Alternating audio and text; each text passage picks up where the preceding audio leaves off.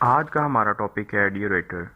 ड्यूरेटर जो कि काफ़ी इंपॉर्टेंट टॉपिक है और मेनली पावर प्लांट में क्यों इस्तेमाल किया जाता है, इसके बारे में डिटेल से हम बात करेंगे। इस वीडियो में हम मैकेनिकल ड्यूरेशन के बारे में बात करेंगे। केमिकल ड्यूरेशन के बारे में अगर आपने मेरी वीडियो नहीं देखी तो इसका लिंक डिस्क्रिप्शन में दिया हुआ है, वहाँ से देख सकते हैं। इस वीडियो में हम देखेंगे कि ड्यूरेटर किस प्रिंसिपल पर काम करता है और ये भी देखेंगे कि ड्यूरेटर को हमेशा एक हाई एलिवेशन पर क्यों रखा जाता है। तो प्लीज़ वीडियो को स्किप किए बिना एंड तक देखिए, काफ़ी इन्फॉर्मेटिव वीडियो होने वाली है। आइए अपनी वीडियो को स्टार्ट करते हैं। सबसे पहले ये जान लेते हैं कि ड्यूरेटर क्या है। ड्यूरेटर एक मैकेनिकल डिवाइस है जिसकी मदद से हम फीड वाटर में मौजूद डिजॉल्व गैसेस को रिमूव करते हैं।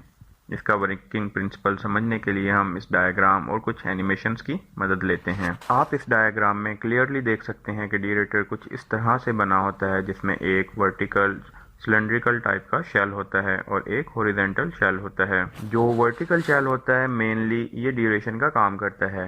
फीड वाटर इसी पोर्शन में ड्यूरेट होता है और नीचे वाला जो टैंक है वो मेनली स्टोरेज का काम करता है। जो हमारा ड्यूरेटेड वाटर है यानी जो ड्यूरेट हो चुका, इसको स्टॉक करने के लिए हम इस टैंक को इस्तेमाल करते हैं। सबसे पहले हम देखते हैं कि हमारा वाटर सोर्स क्या है, हम पानी कहाँ से लेते हैं। एक तो पानी का सोर्स है DM water. Power plant cycle में जब पानी का शॉर्टेज होता है तो हम मेकअप के लिए डीएम वाटर इस्तेमाल करते हैं। इस डीएम वाटर को भी हम सबसे पहले ड्यूरेटर में लाते हैं और इसमें मौजूद जितनी भी डिजॉल्व गैसेस हैं इनको रिमूव किया जाता है, यानी ऑक्सीजन, कार्बन डाइऑक्साइड वगैरह। इन सब को रिमूव करने के लिए ड्यूरेटर मदद करता है। और दूसरा सोर्स है कंडेंसेट। स्टीम टरबाइन में अपना काम करके जब एक्सपैंड होती है तो इसको हम कंडेंसर की मदद से कंडेंस करके फिर से ड्यूरेटर के थ्रू इसमें मौजूद जितनी भी डिजॉल्व गैसेस होती हैं इनको रिमूव करके फिर से इसको रिसाइकिल कर देते हैं। इस वर्टिकल टैंक में जहाँ से वाटर इन होता है वहाँ एक वाटर हेडर बना होता है और इस हेडर के नीचे नोजल्स लगी होती हैं। हेडर से पानी इन नोजल से नीचे की तरफ गिरता है और नोजल्स के नीचे ट्रे लगी होती हैं जो कि काफ़ी सारी होती हैं। इनको परफोरेटेड ट्रे कहते हैं, यानी सुराखदार ट्रे।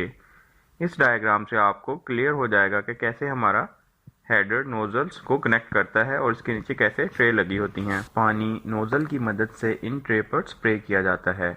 इसके बिल्कुल नीचे स्टीम डिस्ट्रीब्यूटर हेडर लगा होता है जिसमें छोटे छोटे होल्स होते हैं। ये स्टीम टरबाइन ब्लेड से आती है और इस डिस्ट्रीब्यूशन हेडर से होती हुई ऊपर की तरफ जाती है। ऊपर से पानी परफोरेटेड ट्रे की मदद से शॉवर की शक्ल में नीचे की तरफ आता है। इस तरह पानी और स्टीम आपस में कांटेक्ट होता है। परफोरेटेड ट्रे लगाने की मेन वजह है कि हम इसकी मदद से वाटर का सरफेस एरिया बढ़ा लेते हैं और इस तरह एज्यूम करते हैं कि हर एक वाटर पार्टिकल के साथ स्टीम का कांटेक्ट होता है और स्टीम की मदद से पानी में मौजूद डिजॉल्व गैसेस को रिमूव कर दिया जाता है। ऐसा क्यों होता है, इस प्रिंसिपल को हेनरीज लॉ ने एक्सप्लेन किया है।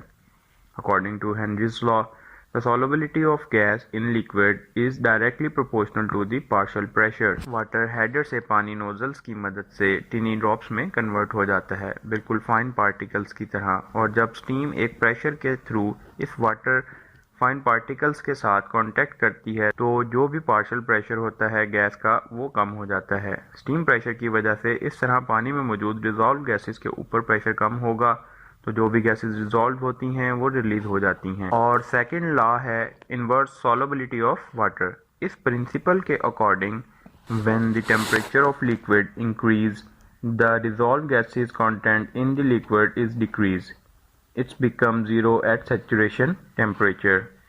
इस सेकंड लॉ के मुताबिक अगर फीड वाटर का टेम्परेचर बढ़ाएंगे तो इसमें मौजूद डिजॉल्व गैसेस डिक्रीज हो जाएंगी। So temperature of liquid is inversely proportional to dissolve oxygen. तो इसी मकसद के लिए हम स्टीम हेडर के ज़रिए एक डिज़ायर्ड प्रेशर और टेम्परेचर पर स्टीम और पानी का कांटेक्ट करवाते हैं। तो ये दोनों प्रिंसिपल एप्लीकेबल होते हैं और यहाँ पर पार्शियल प्रेशर को डिक्रीज कर दिया जाता है जिसकी वजह से ऑक्सीजन रिमूव होती है, या वाटर टेम्परेचर बढ़ने से वाटर और स्टीम का डायरेक्ट कांटेक्ट होता है, यानी ये ओपन टाइप का फीड वाटर हीटर होता है जिसमें डायरेक्ट स्टीम और पानी का कांटेक्ट किया जाता है। इस तरह जो भी डिजॉल्व गैसेस हैं वो रिलीज हो जाएंगी और वर्टिकल शेल के टॉप पर लगे हुए वेंट के थ्रू रिमूव हो जाएंगी, यानी एटमॉस्फेयर में निकल जाएंगी। इस वेंट के साथ बराबर में एक सेफ्टी वॉल लगा होता है जिसका काम है अगर किसी वजह से डिएरेटर ओवर प्रेशर हो गया तो ये सेफ्टी वॉल पॉप अप हो जाएगा और ओवर प्रेशर को रिलीज कर देगा।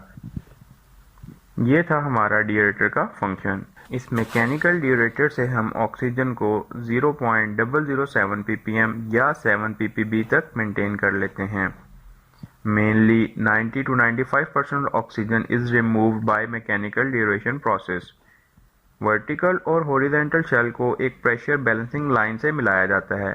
जैसा कि इसके नाम से पता चल रहा है कि ये लाइन डिएरेटर और डिएरेटर टैंक दोनों के प्रेशर को बैलेंस करती है। डियूरेशन के बाद सारा फीड वाटर डाउन कमर ट्यूब के जरिए डिएरेटर टैंक में आ जाता है। डिएरेटर टैंक का लेवल 50 से 60% तक मेंटेन किया जाता है। डिएरेटर टैंक का लेवल मेंटेन करने के लिए इसके साथ गेज ग्लास लगाई जाती है जिसकी मदद से लेवल को देखा जाता है और इसके साथ इंस्ट्रूमेंट का कनेक्शन होता है जहां लेवल ट्रांसमीटर लगा होता है जो कि डिएरेटर का लेवल डीसीएस पर शो करवाता है। गेज ग्लास और लेवल ट्रांसमीटर की मदद से डिएरेटर का लेवल मेंटेन किया जाता है। लेवल को मेंटेन करने की क्या वजह है? अगर लेवल बढ़ जाएगा तो ये ड्यूरेशन को इफेक्ट करेगा और ऑक्सीजन का रिमूवल नहीं होगा और डिएरेटर में प्रेशर बढ़ने लगेगा। तो इसकी प्रोटेक्शन के लिए डिएरेटर में एक ओवरफ्लो सिस्टम लगाया जाता है जिसकी मदद से लेवल बढ़ने की सूरत में एक्स्ट्रा वाटर ड्रेन हो जाता है।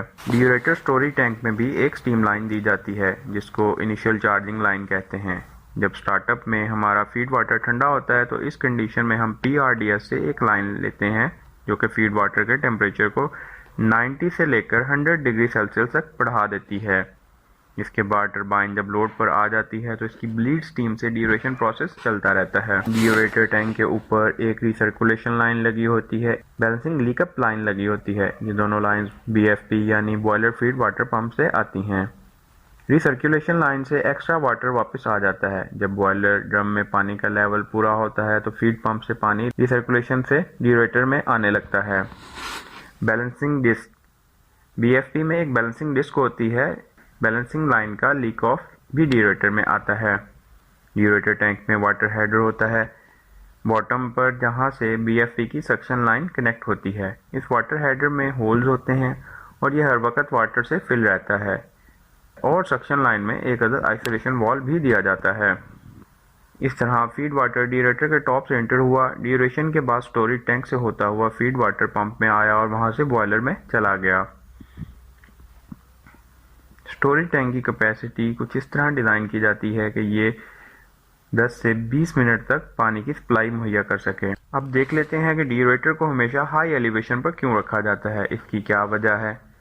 हम जानते हैं जब पानी की हाइट बढ़ा देंगे तो पानी की ग्रेविटी फोर्स बढ़ जाएगी और हर 10 मीटर हाइट पर पानी का प्रेशर 1 kg डेवलप होगा। तो हम एज्यूम कर लेते हैं अगर डिएरेटर के अंदर हमारा 2 kg प्रेशर है और डिएरेटर की हाइट 10 मीटर है तो इस 2 kg में 1 kg और ऐड हो जाएगा। ऐसे total pressure 3 kg centimetre square हो जाएगा। बॉयलर फीड वाटर पंप को 3 kg की सक्शन मिलेगी। ऐसे बॉयलर फीड वाटर पंप को सक्शन में कोई प्रॉब्लम नहीं होगी और कैविटेशन का प्रॉब्लम भी नहीं आएगा। आई होप आपको डिएरेटर का वर्किंग प्रिंसिपल, ऑक्सीजन कैसे रिमूव करते हैं, प्रेशर बैलेंसिंग लाइन कैसे काम करती है और इनिशियल चार्जिंग लाइन का मकसद क्या होता है, ये सारी चीज़ें समझ आ गई होंगी।